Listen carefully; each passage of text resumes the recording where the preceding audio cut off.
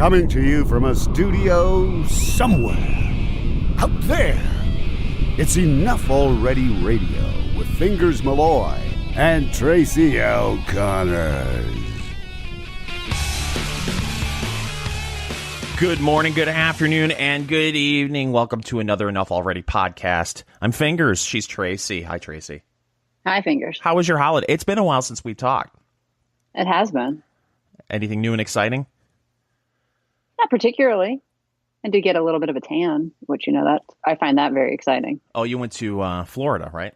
Yes. Any sharks? No, but I don't know if you checked out my Instagram. I did post some photographs of what I later found out were Portuguese man-of-war.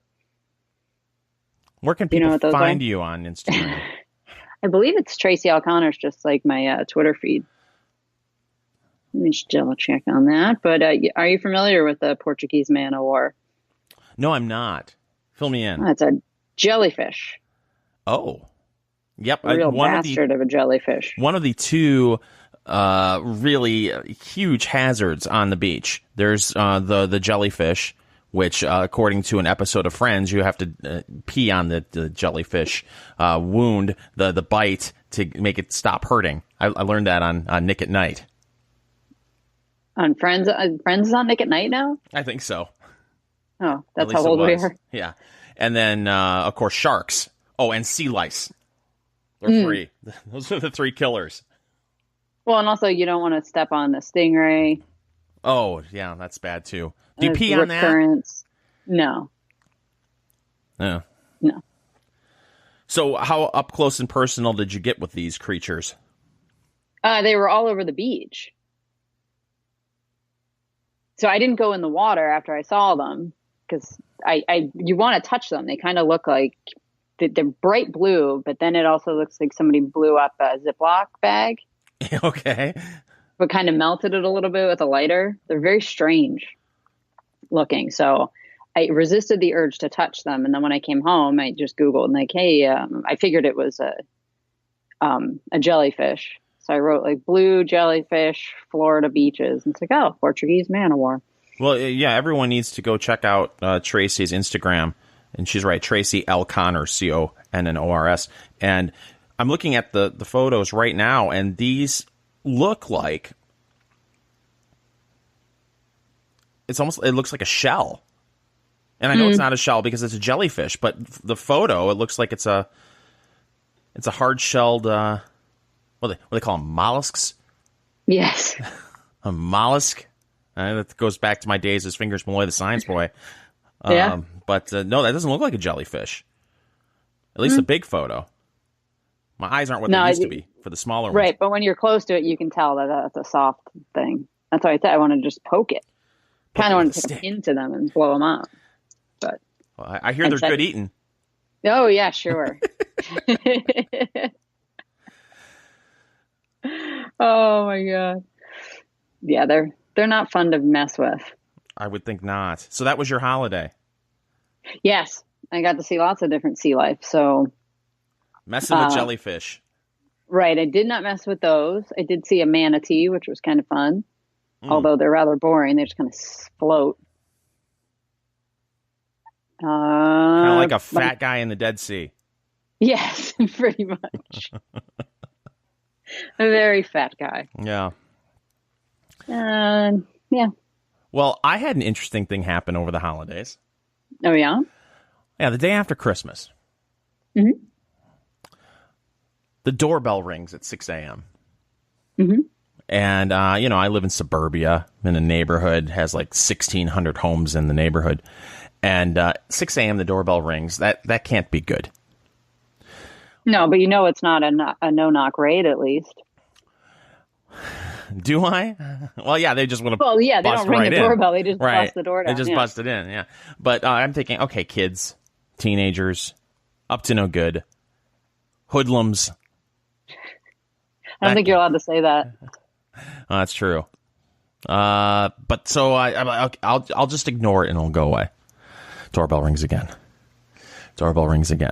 I'm like, shit. So I make my way downstairs, and that's quite an effort at this point in my age. You know, I'm 72 years old, Tracy. I get to the door and I think, okay, if this person rings the doorbell one more time, I'll open it. Ding dong. I'm like, oh crap. So I look out the peephole and it's an old man.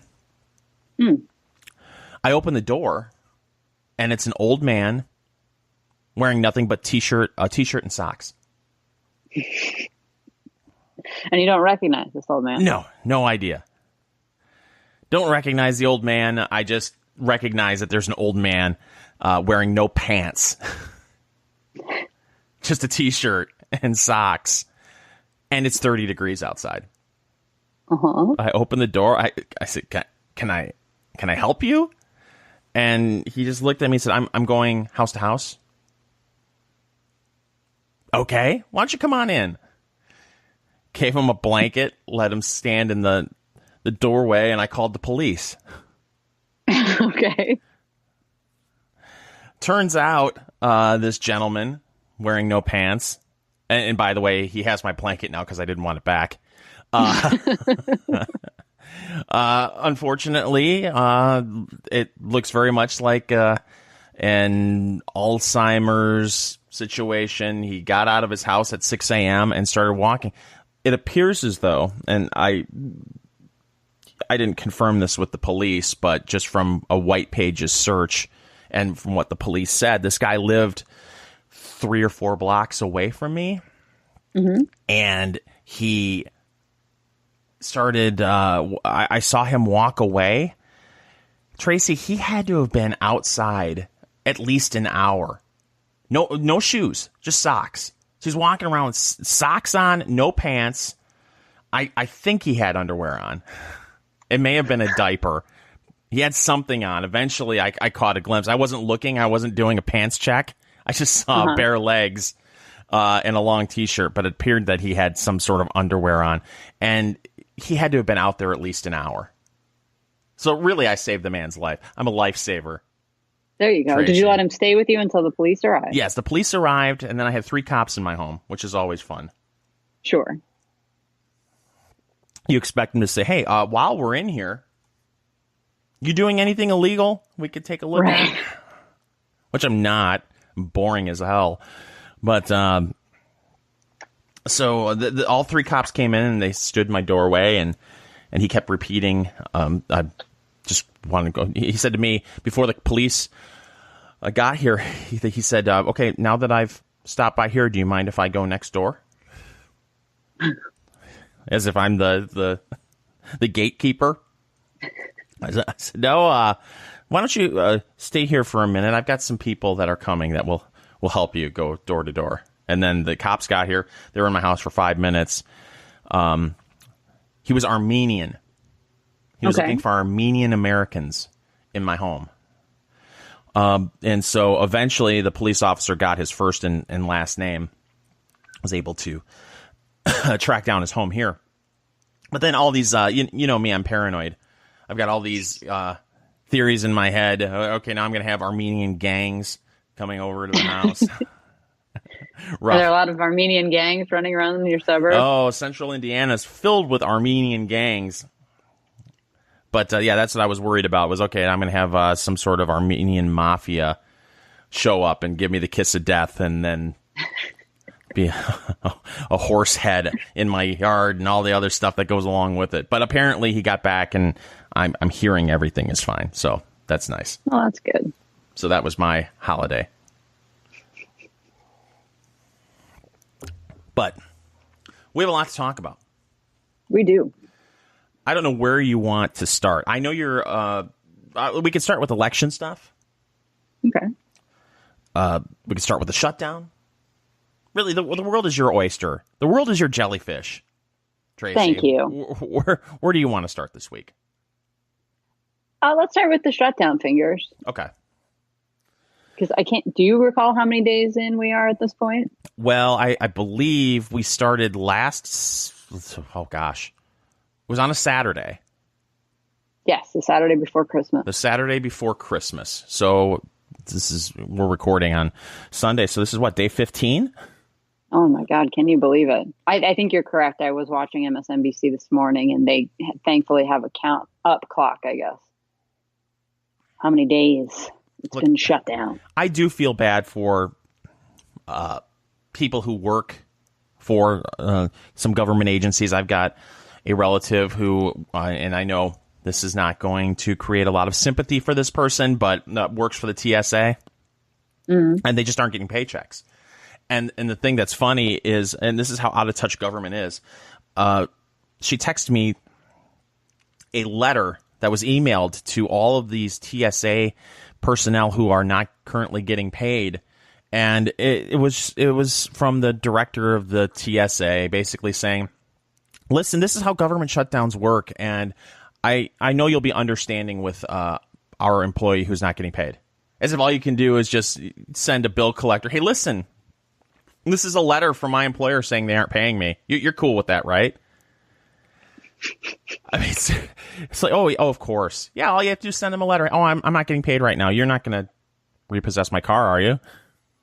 It doesn't happen that fast. Let's not be ridiculous here. Well, hey, the way this is looking, it may be shut down for a while. Although I have a gut feeling that Trump is going to cave on this whole wall thing. I don't know. At this point, he's kind of taken it this far. You think caving is an option? I think what he may do, and I'm just spitballing here, Tracy, I think he gets the wall funding, and he doesn't care if it's shut down for the next 6 months.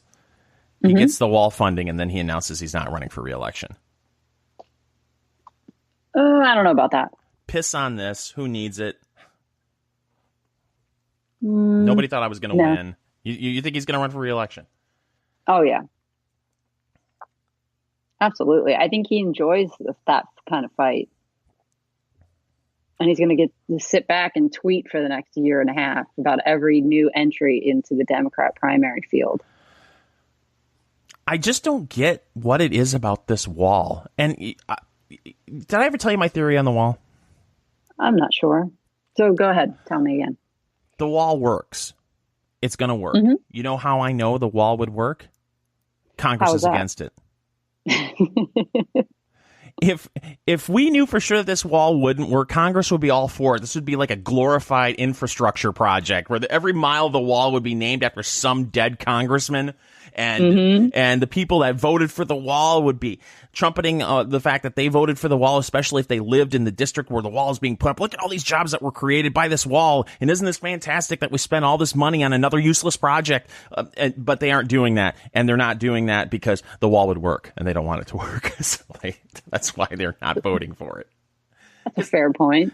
They've had funding for this since the Bush administration. And yeah, at least. There's pieces of it, which is so funny. They always talk about you can just go over it. Well, now you can just go around it, right? Like that's so stupid. But I put up 2 pieces of fence. I don't know how the cattle got out. Well, and then you're going to have a situation too where, as this wall goes up, you're going to have this huge eminent domain fight. And the idea that this wall would be done in 6 months is just fantasy land. I mean, if you're going to build a wall like that, and you had permission to build a wall like that, private sector could get it done in 3 months. You get government involved, it'll take a lot longer. And then on top of that, you've got people who will be encouraged, if they have property on the border, to fight this tooth and nail, and will probably be rewarded handsomely to fight this tooth and nail for some reason. This wall, it just simply amazes me how you have clips of people like Chuck Schumer and other Democrats not very long ago saying they're fine with it, and now all of a sudden this is like the line in the sand. You cannot spend $5 billion on a wall. No. And reading about the shutdown, that's how much we spend every month in food stamps. Were you aware of that? No, I wasn't aware of that. But in fiscal year 2017, the federal government spent $4 trillion. Yes, and if we translate that into billions, that's 4,000 billion. We can't figure out how to get a wall put up for $5 billion and change. No. That's just too much money. I don't want to waste that money, Tracy. The government can't waste that money. And I don't know about you. Are you a wall person? You don't care, do you? No, I don't really care. I think it would be effective. I think you have so many people particularly in the Midwest. You know, the elites on both coasts don't really care about illegal immigration, and they think, it's terrible that we're treating these migrants this way. And you can't. They try to lump legal immigration and illegal immigration together, and I think that you're seeing so much pushback by these lefties on both coasts because it sounds like the people in the Midwest really want this, so we can't have them have a victory here. I think that's what the opposition is now. Like you cited, Chuck Schumer used to have no problem with it, but if they cave, it's a win for Trump. Right. We can't have that. No. That's why he's even willing, Trump has been, to kind of change the language. Because it seems like they're okay with some kind of border security, whatever the hell that means, as long as we don't call it a wall. Right. But we're now in a semantic argument. But they really aren't okay with border security. That's the thing that I really and truly believe will end up saving the Republicans in 2020 is you watch the Democrats get in front of cameras and they talk about how evil ICE is. They don't want a wall. And yet, if we had an intellectually honest media, they would be sitting these Democrats down and saying, okay, you're not for the wall. You don't like ICE. How do you propose having any kind of border security if you're saying, I don't want the people who are we have border patrol, but the people that once they get in, we're just going to say, okay, cool, you're in, and you don't want any kind of barrier to help keep people out. So what is your plan for illegal immigration and border security? No one in the media asked these people this question at all. Mm-mm. No. This surprises you? No, it doesn't surprise me. It disgusts me, and it further pushes Trump's narrative, or this is just fake news. So much of it is fake news. If you look at, I don't know if you saw the latest brouhaha on social media about our girl, the AOC. Which brouhaha are you speaking about? Well, the Alexandria Ocasio-Cortez, the AOC, as we like to call her. And by the way, her Twitter account handle is AOC. Yes, I saw that. Well, I'm wondering, too, to just take a side step for a second on her. Uh-huh. I saw Dan Crenshaw. He's the new congressman from Texas. Yes. The vet with the eye patch. Uh-huh. He tweeted the other day that he had to delete all his Twitter for House ethics reasons and start over again. Yeah, this is the second time I've seen that, because now Nikki Haley, I don't know if you've seen her, she's on Twitter now with her own private account, and she said the same thing. She said that there were restrictions on any kind of private social media accounts back when she was an ambassador, and now that that's over with, she had to start fresh. Yes. So Crenshaw is saying he had to start fresh. I guess I don't really understand. I tried to find the ethics rules around it, and it looks like they can have an official account and a personal account. But I guess if you want to keep your name, if you're Dan Crenshaw, Twitter's probably not willing to push somebody else off of whatever. Yeah. Because I would imagine somebody had AOC. You would think. I think just about every @ on Twitter is taken. But it's so easy to push a leftist narrative and have it catch fire. And the latest example was this controversy over the AOC. There was a video clip that was thrown all over social media by this random account, anonymous account, of her dancing. And it looked like it was in college. And she was mimicking a dance scene from The Breakfast Club. Mm-hmm. I don't know if you saw it or not. I did. Okay. It's everywhere. You can't not see it. Right. And now there's a Twitter account out there that it's really fun. It's run by a communist lesbian.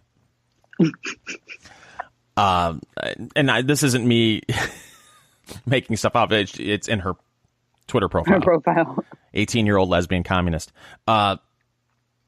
She's running this Twitter account where she is taking that dance clip and just putting other music behind it. And it works with everything. I mean, it's done like Wham, ABBA. It just works with any music clip. So anyway, nobody said anything on the right at all other than, oh, that's cute. Look like she's having fun. And they turned it into the media. Oh, right wing is outraged at the AOC because of this dance clip. And to the point where the AOC tweeted out a little video clip of her dancing in front of her congressional office. And she tweeted something to the effect of, I hear the GOP is offended by women dancing. Well, watch this. And so people like CNN and Newsweek, they all run with this narrative that, oh, there were just people on the right were outraged by this video. It's like, what? Where is this coming from? This is so manufactured. Yeah, it's a non-troversy, right? Yes. And of course, the willing accomplices in the mainstream media go right along with it to the point where the AOC releases her little video and you just see all the reaction on social media. Oh, I love her so much. Isn't she so great? And you think to yourself, if you step back and you listen to her move her lips and the words that come out of her face, she's a moron. Yes, she is. She's very effective. Did you see the 60 Minutes clip with Anderson Cooper where Anderson Cooper nearly shit his pants because she said over $10 million she wanted a 70% federal tax rate? I didn't watch it. I read about it. Do you have it? I can pull it up. All right. And while you're doing that, I wanted to read the Daily Caller had put out a piece about this. What's his name? Raheem Kassam. I guess that's how you pronounce it. Newsweek gets it wrong. Conservatives weren't outraged by the ocasio-cortez dancing. We loved it. So he says Newsweek ran a story. Can you believe, like, Newsweek? How far they Remember fallen. when that used to be respected? Yeah. They ran a story to coincide with the swearing in of new Congresswoman Alexandria Ocasio-Cortez, AOC, this week. They suggested the conservatives were outraged by a video of AOC dancing while in college. They lied. There's little to no evidence that any conservatives in the real world or on Twitter were affected by the video that came out this week in any way other than thinking, that's kind of cute. Right? Yeah. Believe it or not, all of us were college students or of college age at some point in time. Most of us, in fact, danced at some point. Some of us still dance. We even post videos and or pictures of us doing such things on our own social media profiles. Wow. And he just goes on to point out, all the hysteria around this. And it's just, if it fits what they think about the right, then it works. It doesn't have to be true at all. I mean, how many media stories are based off of, people are outraged on Twitter, and you look at it and it's one or two tweets. Right. And anymore, when you embed tweets, for some reason, it doesn't show you the number of retweets. I don't know if you've noticed that or not. No, I haven't noticed that, but it's usually some rando accounts, 2 or 3 that have 6 followers.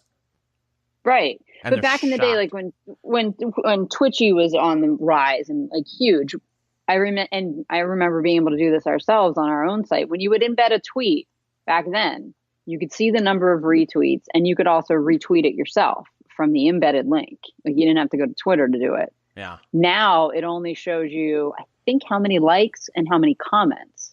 So it's strange that they've taken off the retweet function or showing how many retweets, but I guess that helps bolster these BS narratives.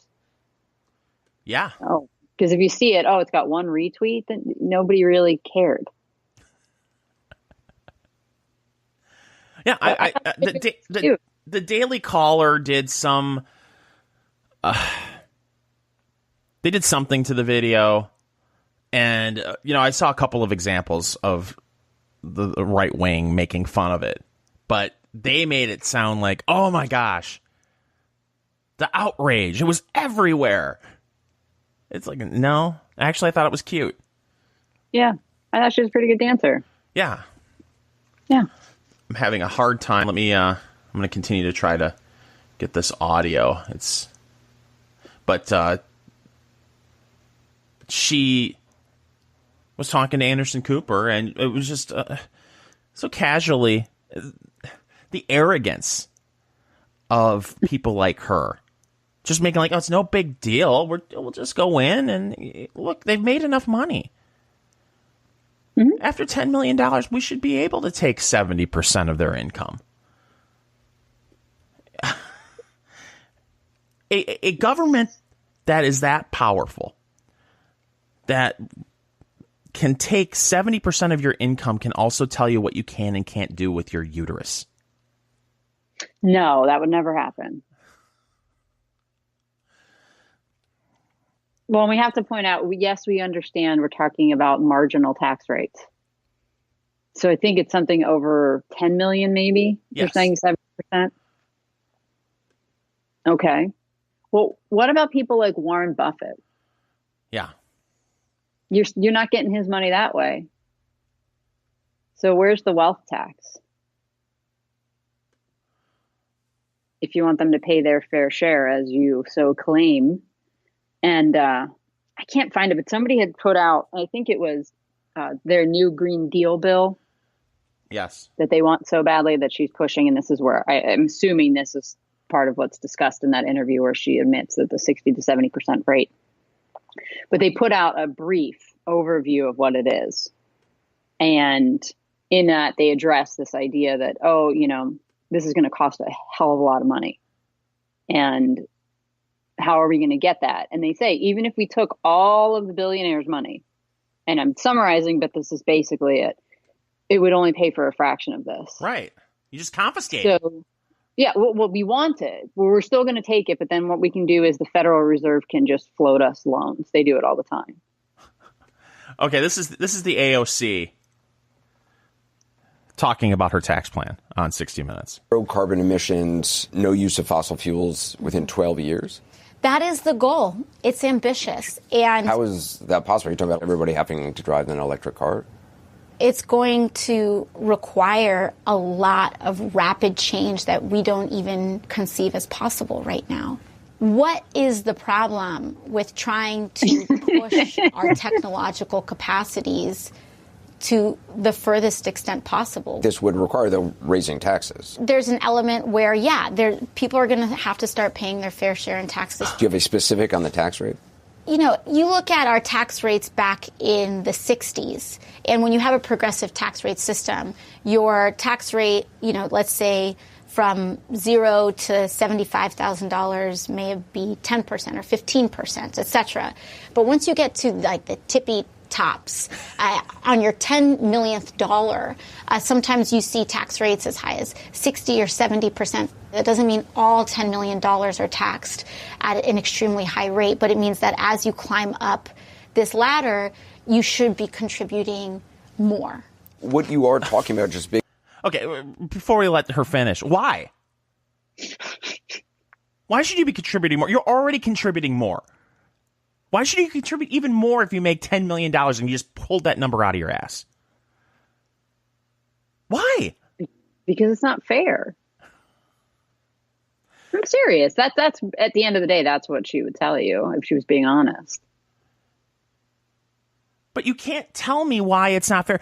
This narrative that they push is, well, that person who made $10 million or more, and by the way, Anderson Cooper makes over $11 million a year. They want not anymore, right? They want to make the argument that people who make that kind of money are making it off the backs of the poor. Of course. How is Anderson Cooper sitting in his finely pressed suit, sitting in front of a camera, making his money off the backs of the poor? How is that? Explain that to me, Tracy. Because he's making money from the advertising that's sold on his CNN show, right? Mm-hmm. And that advertising is just tricking poor people into buying crap they don't really need. I can make these arguments all day long. They're very simplistic.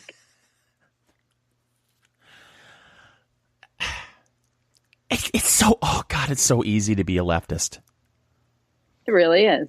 What's wrong with trying to push our technological, what did she say? Technological boundaries. What's so wrong with that? Right. But do you notice that she dodged him when he said, what are you going to do? Really force everybody to drive electric cars? She didn't say yes or no. Just, what's wrong with that? Well, and one of the other things, Fingers, they say in this is they're going to retrofit every single building. Where do they think this money is to run coming on clean from? energy? Oh, Did they have any idea how many buildings that exist in this country that you're talking about? And what are you going to do? Just come and knock on people's doors? That'll go well. I want to You eliminate. remember we're here to eliminate your carbon footprint. They'll look like that guy that came to your house. Right? Underwear, t-shirts, and some socks. We want to retrofit every building and have them run off of clean energy. We want every car and every semi to be battery operated in 12 years, and Bill Gates will pay for it all. Yes. Although it'll cost more than his net worth. Honestly, so I found this is the document they put out, the final select committee for the new Green Deal, their little summary. And they have a frequently asked questions section. So this is where I found what I was talking about earlier. So here's the question that they're answering, that they say is frequently asked of them. Why should the government have a big role in driving and making any required investments? Why not just incentivize the private sector to invest through tax subsidies and such? Well, there's two main reasons here, Fingers: scale and time. First, scale. The level of investment required would be massive. Even if all the billionaires and companies came together and were willing to pour all the resources at their disposal into this investment, the aggregate value of the investments they can make would not be sufficient. So you hear that? We take everything from them, and it's not even close to being enough. So, for example, the quote, 1 trillion over 10 years plan for investment in the green economy that's been floated by some policymakers has been criticized by climate experts as wholly inadequate level of investment. Of course.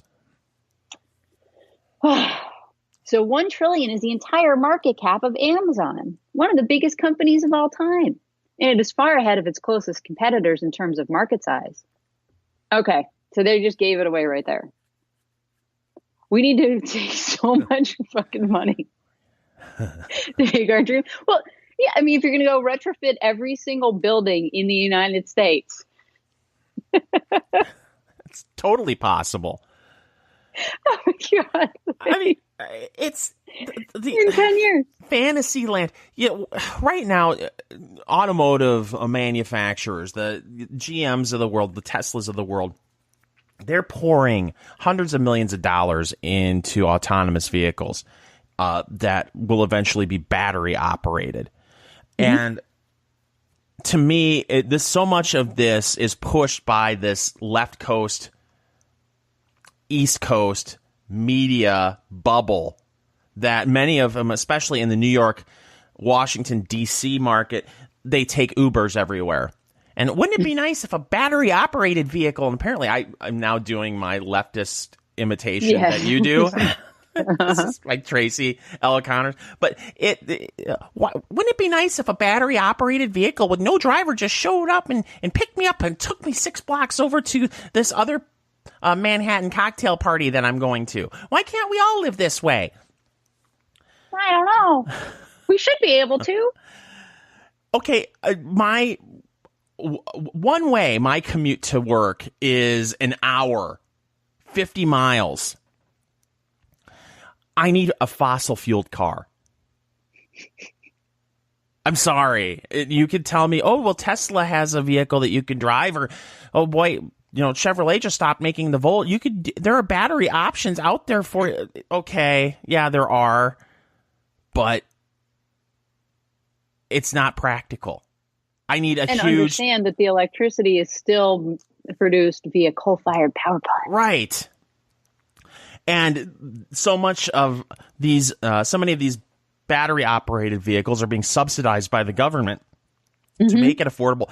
And on top of that, if you look at a Chevy Volt, which is a battery-operated vehicle, and then after 35 to 50 miles of having a charge on your battery, when your battery goes dead, then it switches over to a gasoline-operated generator. That battery, when it goes bad, there isn't. The last I checked, it cost something in the neighborhood of $11,000 to replace that battery. You ain't buying a used Volt. No. Why would you? If you know that you have to eventually replace that battery and it may cost you $11,000, the costs are out of control with these vehicles. The maintenance costs are out of control with these vehicles. And the only reason why, or one of the only reasons why these vehicles are somewhat affordable is because you get a huge tax break if you buy one of these vehicles. The market has not demanded that these automotive manufacturers make these vehicles. And only then will you see these prices go down when there's a huge, ridiculous demand for these vehicles. And she thinks you could just do it in 12 years. Of course. I mean, I don't we'll know. Get every existing car off the road and retrofit every single building. Oh, and by the way, I'm really going to be pleased if some government agency pointing a gun at me tells me, you know what, I know you're a car enthusiast and you only take your 55 Mustang out occasionally, but that's a fossil fueled vehicle. You're going to have to put some sort of battery in there, and it has to run on by battery or electric power in some way, and you're going to have to pull that gas guzzler engine out of there. I mean, you're going to see that'll be one of the things too. Motorcycles, forget about it. You're going to have to ride a battery operated scooter. Screw your Harley Davidson. But fingers, it's a crisis. Our lives are on the line. Yeah. The world is going to end maybe in 100 years. Well, here's the rest of the AOC with Anderson Cooper. It's about 30 seconds. What you are talking about, just big picture, is a radical agenda compared to the way politics is done right now. Well, I think that it only has ever been radicals that have changed this country. Abraham Lincoln made the radical decision to sign the Emancipation Proclamation. She's Abraham Lincoln. I knew she reminded me of someone. Remember when his twerking video? That was awesome. Oh, she's Abe Lincoln. Who's she going to be next? There we go. Oh, let me get back to that. Made the radical decision to sign the Emancipation Proclamation. Franklin Delano Roosevelt made the radical decision to embark on establishing programs like Social Security. That is radical. Do you call yourself a radical? Yeah, if that's what radical means, call me a radical.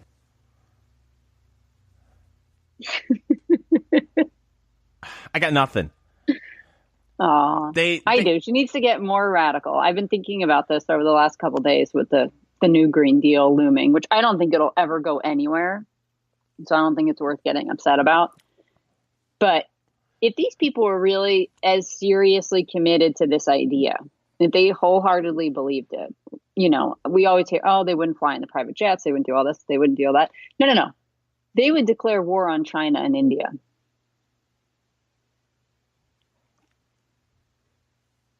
If hacking emails, as they say, is an act of war, how is poisoning the environment and driving man-made global war, climate change via massive CO2 emissions not an act of war? It's a good point. Right? So let me know, AOC, when you're radical enough to declare war on China until they stop polluting and get in line. Honestly, because our CO2 emissions, despite the fact that we left the Paris Climate Agreement and all that nonsense, have actually gone down. Right. And India and China don't give a fuck. They don't care. They're not going to do anything. So you better get radical. I'm serious. If you want me to believe your bullshit, like, I want you to believe your bullshit. And I don't believe you. No, it's a pack of lies. Mm-hmm. It's all about control. And the other thing, too, is so much of this is a scam. And I'm not just talking about the green movement in general, but politics as a whole. I mean, it couldn't be more evident, and we couldn't have a better example in my mind than Republicans the last 2 years having it all. Mm-hmm. And they couldn't even get Planned Parenthood defunded. Couldn't even do that. And I'm not, you know me, I'm not a big social issues guy. So that's not top on my priority list. But so much of this is, how can we raise money? How can we raise money? How can we fill our coffers? We have to have these wedge issues that never get solved. Right. And that way we can raise money. So, you know, between Planned Parenthood and Obamacare not being repealed, can't figure out a way to do it. Well, we can't even figure out a way to cut the budget. Yeah.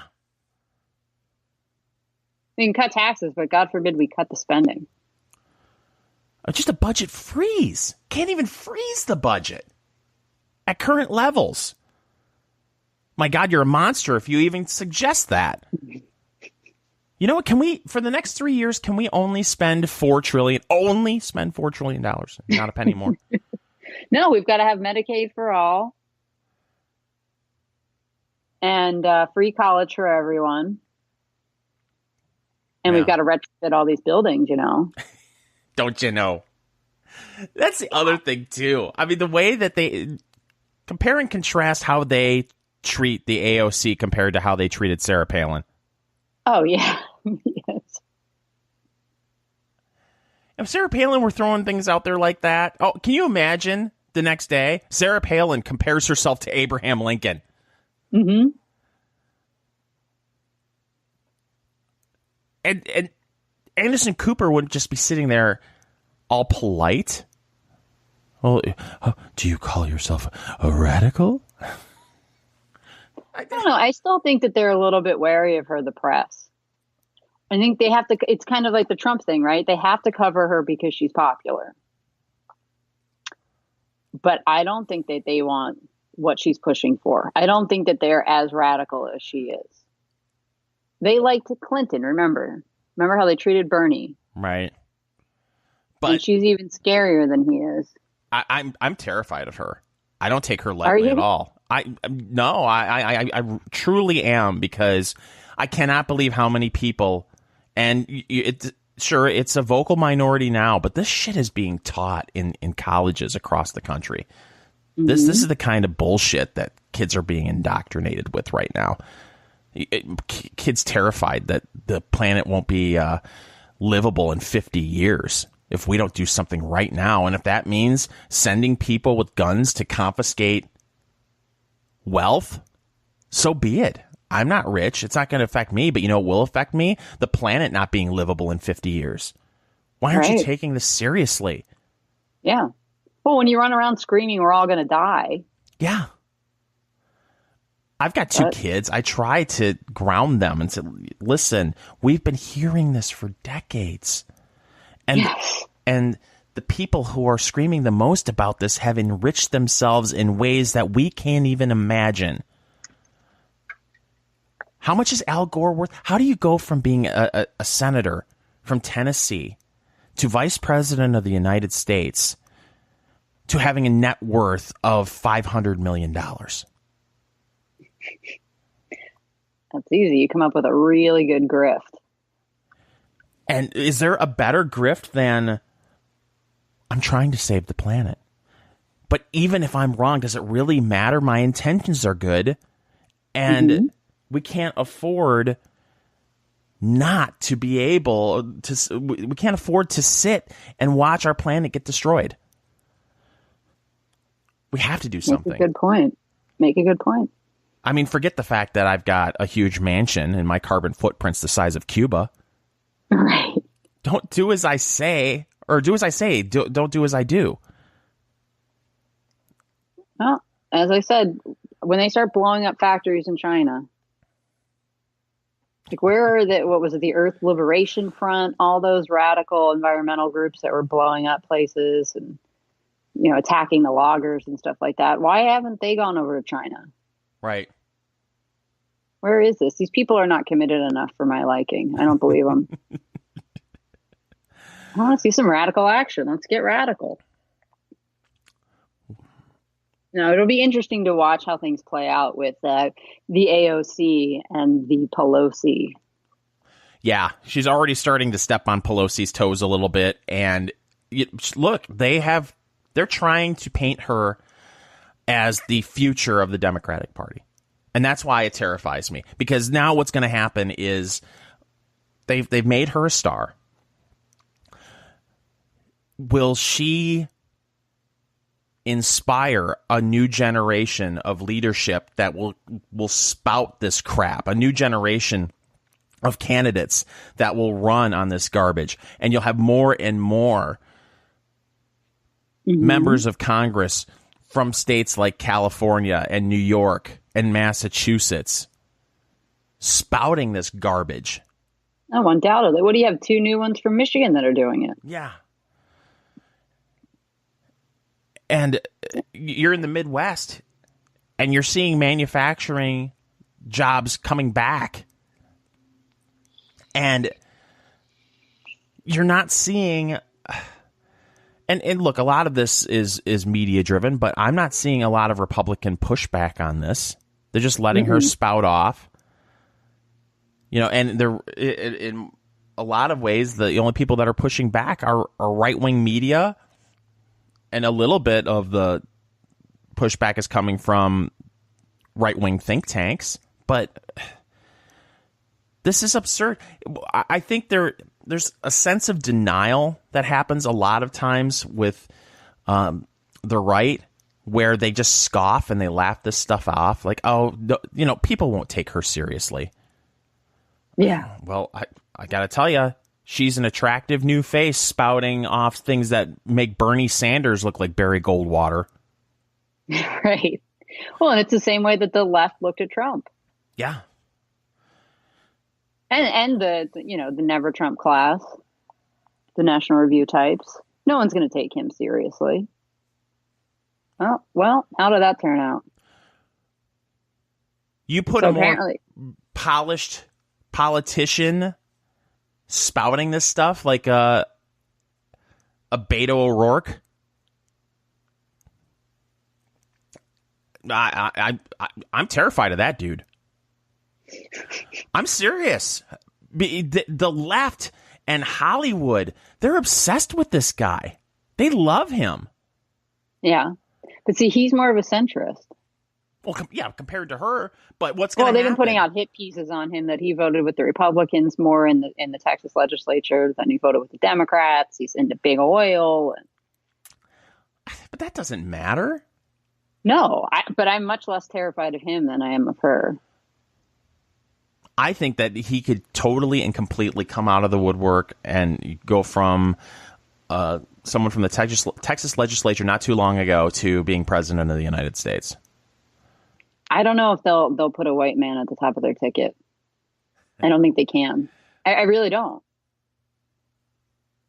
Well, it may be Elizabeth Warren. we have audio of Elizabeth Warren, and she was in Iowa. Yes, I don't know if you saw it, but she was at a bowling alley. It was the first stop that I saw reported on. I thought, a bowling alley? My God. Like, how many people can you fit in there? So apparently it was 300 people inside and an overflow crowd of 200 outside. Here's the thing, too, with that. And Republicans are awful at this. Democrats are better at this. But I hope that most Americans see through it. This bullshit act that they put on. You've got an elitist like Elizabeth Warren who now wants to act all folksy. Yes. She releases that video. I'm gonna get me a beer. Yeah. Well, remember, she's from Oklahoma, right? Uh-huh. So Yeah. she's that accent. It's buried there, but it's there. I'm gonna get me a beer. Oh, look, I ran into my husband in our kitchen. What are the odds? We're just like you. I saw that video, and I couldn't help but think back to the campaign Vine that the Clintons put out for Hillary. I'm just chilling in Cedar Rapids. Hillary Clinton. Because, you know, Hillary, that's how she talks. She talks like one of us. I'm just chilling. Well, my favorite part about the Warren videos, it took her, I think it was 45 seconds to figure out how to stop streaming. You think someone on her campaign staff would have been like, hey, listen, Liz, just act like you're going to push the button to stop streaming. I'll push the button from behind. No, I think she did it on her own fingers. I think a lot of them are following AOC's lead on this. Yeah. I'm going to get me a beer. Hang on. But this pandering to the regular folks, Bill O'Reilly calls them the folks, Tracy, the folks out there. Oh, I got to look relatable. I can't come across as some elitist. What can I do? Oh, you know what? Let's do a video from my kitchen. Where I drink a Michelob Ultralight. That's what she was drinking. Of course. Oh, don't make it a microbrew. No. And for crying out loud, don't make it an Indian Pale Ale, whatever you do. They probably focus group that beer. Oh, what do you think? Oh, you don't want it to be a Busch Light. A little bit higher quality than a Busch Light, but you don't want to. Oh, you don't want it to be a microbrew. Michelob Light. Yeah, Michelob Ultra. Oh, yeah, that's good. Yeah. Probably had 10 people in on that decision. No, it was a spontaneous thing. Oh, I'm sorry. Yep, it was spontaneous, just like that photo of Bill and Hillary Clinton dancing on the beach in their bathing suits. Thank God we had a well-placed photographer there to capture that moment. Yeah, Fingers, remember when you and I were talking about doing some video stuff and you were wondering what it was you should put behind you? Uh-huh. I think you've just answered that question. A picture of Bill and Hillary in a sweat. That's spontaneous. Yep, you're right. Oh. Okay, well here, Elizabeth Warren is outside of a bowling alley, and the audio it's tough to hear because it was taken from behind by someone's iPhone, but her voice is already shot. Let's listen. The consumer agency basically crashed in 2008, started one lying, cheating mortgage at a time. Mortgages that just tricked people, trapped people, fooled people. And the consequence was ultimately these giant financial institutions made billions of dollars. I can't continue. This is after a day or two of campaigning. Yeah. So someone get her a beer. And her voice is already annoying enough. Right. And she's unlikable, which I'm allowed to say apparently, but you are not. Of course. That's very sexist, and let's raise money off of it. Of course, you can. I'm allowed to say that Sarah Huckabee Sanders isn't likable, or Kellyanne Conway. She's not likable. That's okay. Correct. Yes. I need the rule book. If someone could send that to me, at least tweet it to me at Fingers Malloy on Twitter. I'd appreciate that. Well, it's got to be an ebook because it's constantly updating. So having a hard copy is not worth anything. Right. So that's her, and she was warbling. I mean, my God. She was sandwiched. Did you see the story where her campaign event? Yes, the county that it was in. Yeah, the county. It was surrounded. So I can't believe no one apparently in the campaign owns a map. Or think to themselves, this is an unfortunate idea. This is not a place where you want to have your first campaign event in Iowa. She was in between Cherokee and Pocahontas counties this weekend. Sandwiched in between Cherokee and Pocahontas counties. And it's for real. I just checked it. It's not some BS. There's in Buena Vista County. Yeah. Unbelievable. You can't make this shit up. No. Nope. Oh, how long do you think she lasts? Look, I think that the whole DNA thing sunk her campaign. I don't know how you recover. And now she's emitting all over the place. I've heard there's audio even of her saying, I'm not a person of color. Well, thank you for clarifying that. We were all very confused. I mean, look, you can recover from stuff like that if you're a Democrat. If you don't have liberal. Trump tweeting out, I don't know if you saw that he tweeted out the fake campaign sign that I believe the Daily Wire made for her that says Warren won over 2020. Making fun of her, the percentage of possible Native American heritage she has in her DNA. Yeah. But the story's changed quite dramatically on that. Because remember, she came out all triumphant at first. Look, it's proof. I made a 5-minute video explaining it. Look, and she may get away with it because now she could say, oh, this is old news. I've addressed this on several occasions. Can't we move on to the issues that the American people care about most, which is jobs, education, healthcare, the environment? Can't we move past this? And then you'll have... I don't think that'll work, though. I don't know. I don't think it's going to work simply because there are just too many loons on the left that are going to be running where people will say, oh, God, I like Elizabeth Warren, but she lied about this. And we have Kamala Harris right here who's running. Why would we support Elizabeth Warren when she lied about her heritage when we've got Kamala or we've got Cory Booker or you name the leftist? Julian Castro. Yeah. Look, there's going to be a battle in 2019, 2020 for the heart and soul of the Democratic Party. And it is going to be bloody. If you have primary voters who are always more radicalized than your general election voters, who are going to be pulling the party to the left in a big way, you're going to have that dynamic. Then you're going to have the establishment Democratic Party that will hope that Joe Biden will be palatable to those voters, because this agenda that the AOC is pushing, that is music to the ears. That is red tofu to the Democratic primary voters' ears.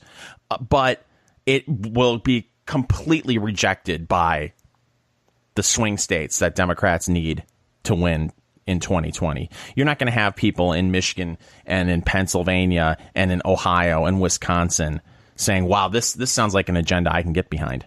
It's just not. I mean, maybe really, you don't think they want their houses retrofitted and their cars taken away?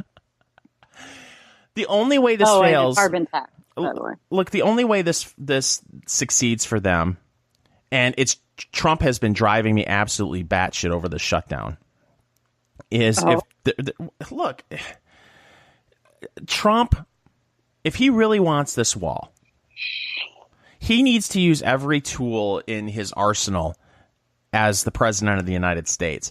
If the government gets shut down, you need to get in front of a microphone in the Oval Office and tell the American people why this is getting shut down, why you think it's important, why you think that Democrats are full of shit.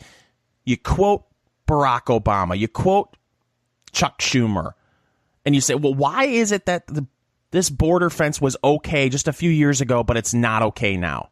Why is it immoral, as Nancy Pelosi says, when it wasn't just a few years ago? And it's because they are so fueled by Trump derangement syndrome that they can't even protect the borders. They don't care about your security because they're so concerned that I may get a policy victory.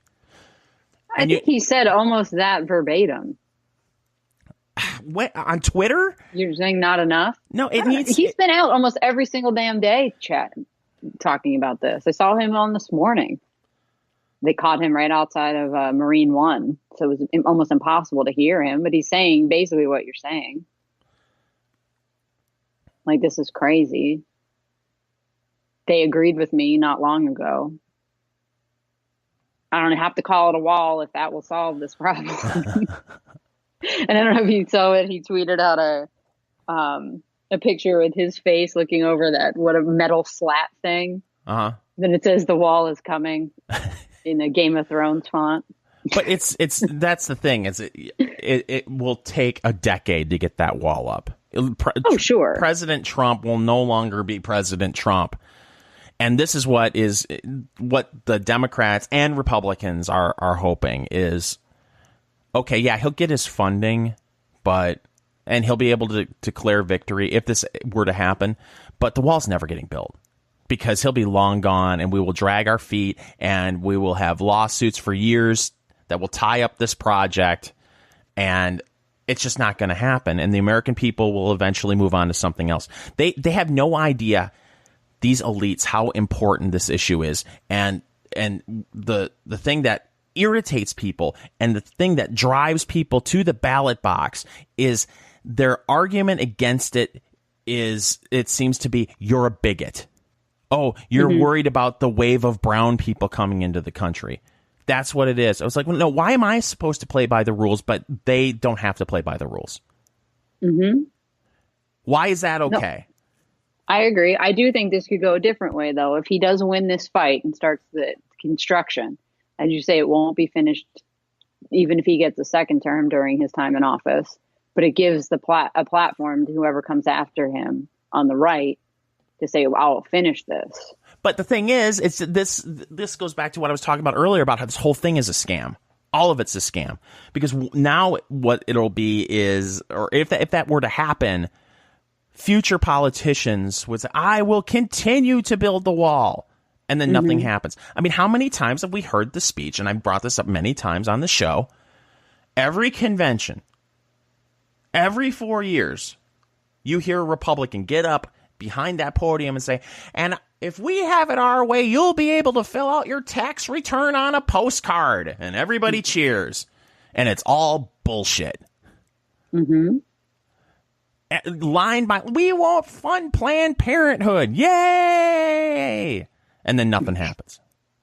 But by golly, when they lose their battle, in air quotes, to defund Planned Parenthood, that fundraising email will be sent the next day. Oh, man, we did our best, but we couldn't overcome those damn leftists, and you need to send us $10. Well, how about this? I'll send you an email saying go fuck yourself. How about that? If I do that instead, make me feel better, and I'll go spend $10 on booze. Please stop coarsening the language, Fingers. I apologize. It's all a grift. It's all a grift. The whole thing's a scam. These limousine socialists, Bernie Sanders has, what did we determine? He's got 2 beach houses? I think he's got 3 homes. 3 homes. One's a beach house. Why aren't you living in a studio apartment? If you really believe this shit, people on the right, these people that are really into guns, I see them shooting guns, and they seem to be really, really big gun enthusiasts. If you are really concerned about your carbon footprint and you're really concerned about what we're doing to the planet, why aren't you living in a studio apartment? Maybe he lives in a studio apartment in D.C. when he's there. Okay. You don't know. Then when he goes back home, why isn't he living in a studio apartment there or a shack somewhere like the freaking Unabomber? I mean, if he's really committed. If I recall his biography, I think he did live in a shack for a while on some commune, and they threw him out for being too lazy. Look, the AOC, God bless her, when she's out of office, she's going to be a multimillionaire several times over. Oh, yeah. What's the personal net worth of Nancy Pelosi? What's the personal net worth of Maxine Waters? Well, you know how they do all that, too, right? When they have to report their personal net worth, they get to give us a range. Yeah. No, it's like somewhere between this and this number, and it's like 5 million or 150 million. It's this insanely huge range. Let me see what Wikipedia says about her. I think they say she's worth 26 million. I don't believe it.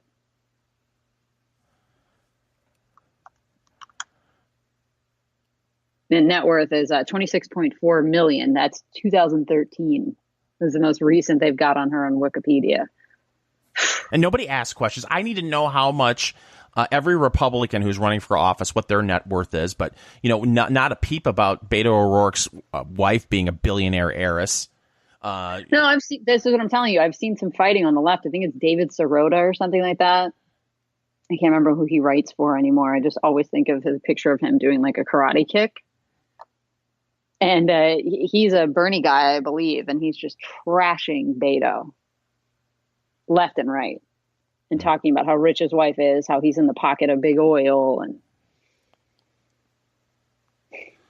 maybe you're right. I do believe you're right. They don't want a white male at the top of the ticket. And I think that's where the big battle is going to be, because I think if you pump truth serum into people at the DNC, they want Joe Biden. He'll be, Uncle Joe will unify us all. And you're going to have too many people on the left that are wearing the pussy hats that are saying there's no way in hell I'm voting for Joe Biden to be president of the United States. He's a white male and he's part of the problem.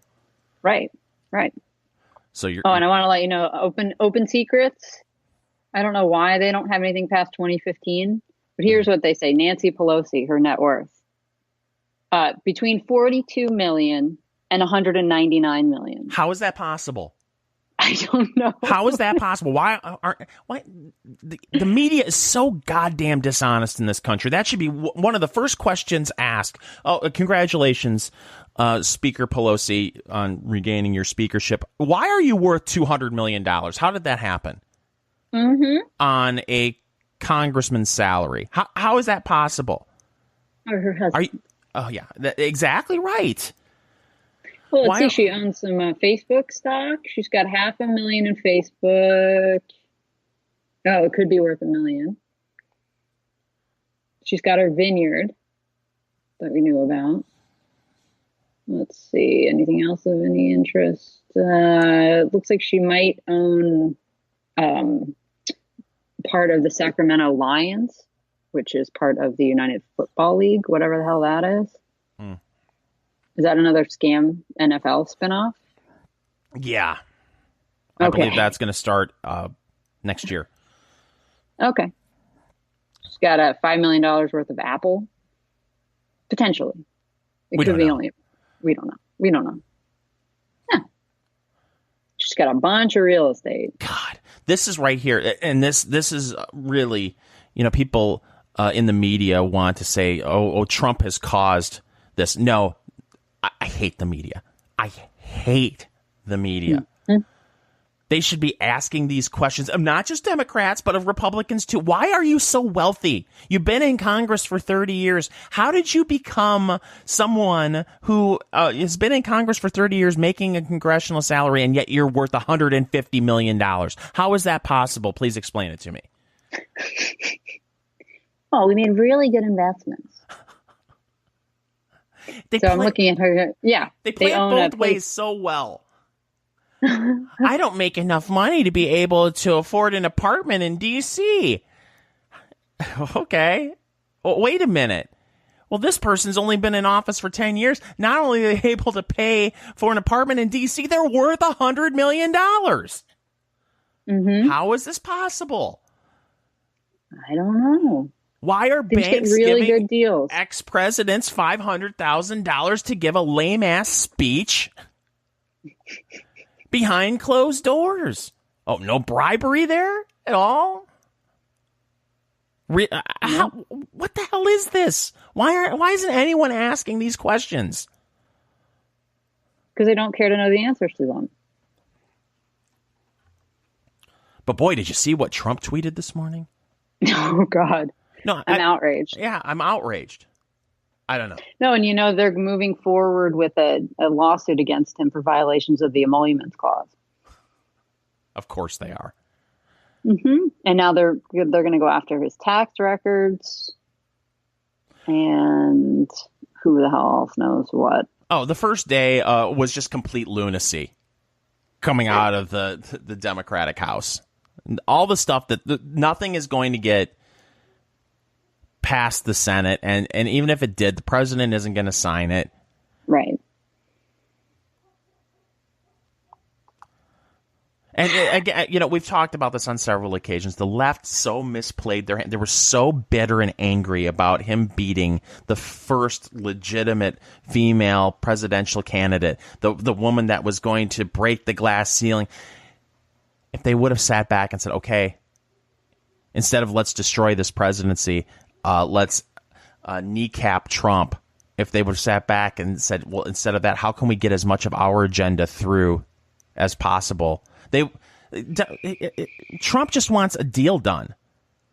He wants signings. He wants to get in front of the camera to show the American people he's getting stuff done. The left Democrats, there's so many things that they would have been able to get through, because you would have also had Republicans who were afraid to get kneecapped by looking like they aren't supporting their Republican president of the United States.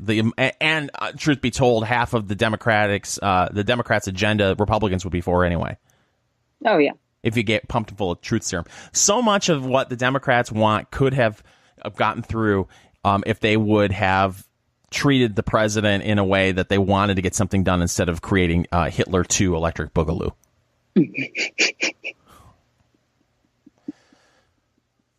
Well, Tracy, we're an hour and 11 minutes in. I know, and the government's still shut down. Yeah. So, okay, if we wrap this puppy up. I'm fine with that. You can find the Enough Already podcast on Stitcher, SoundCloud, TuneIn, Google Play. Are we on Google Play? Yes, we are. Oh, so we're on Google Play. You can find us on YouTube and BitChute. Am I missing anything? iTunes. Oh, and iTunes. Yeah. Yeah. So, final thoughts, Tracy? Oh, I just hope the shutdown continues for years. That would be nice. By the way, we have some big things, huge things coming up soon. Can't announce them now. But right here on the Enough Already podcast, we may be expanding, doing new things on a regular basis. Yeah, how about that? So, well, I don't have anything to add. She's Tracy. I'm Fingers. We'll be back soon with another Enough Already podcast.